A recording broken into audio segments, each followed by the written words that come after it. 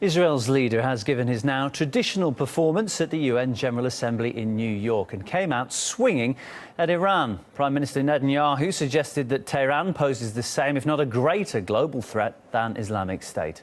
Let's get more from RT's Marina Portnoy, who joins us live now from New York. Marina, the Israeli Prime Minister really wasn't pulling any punches. Just take us through what he had to say.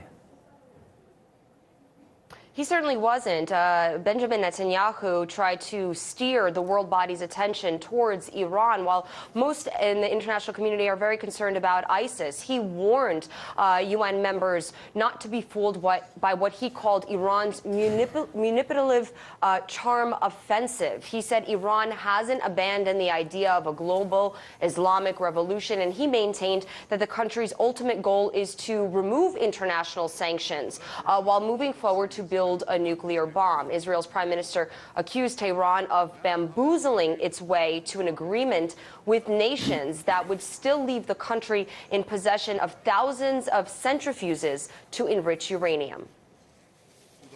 So don't be fooled by Iran's manipulative charm offensive. It's designed for one purpose and for one purpose only: to lift the sanctions and remove the obstacles to Iran's path to the bomb. The Islamic Republic is now trying to bamboozle its way to an agreement that will remove the sanctions it still faces and leave it with the capacity of thousands of centrifuges rather, to enrich uranium. Now, Iran maintains that its nuclear program is only being used for peaceful purposes. It is allowed to have a nuclear program as a member of the Nuclear Non-Proliferation Treaty. Now, Iran currently is in talks with Russia, China, the U.S., Britain, France, and Germany to come to some sort of deal that would ease the sanctions, international sanctions imposed on the country for the past few years, and to make its nuclear program more transparent.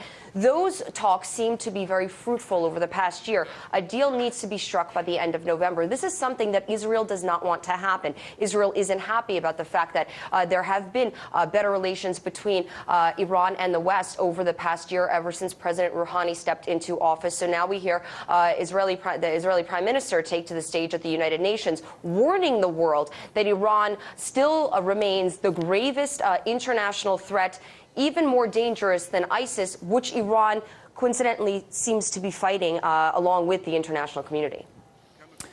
OK, that's our correspondent Marina Portnoy bringing us the very latest from New York on events at the UN General Assembly. Thanks so much.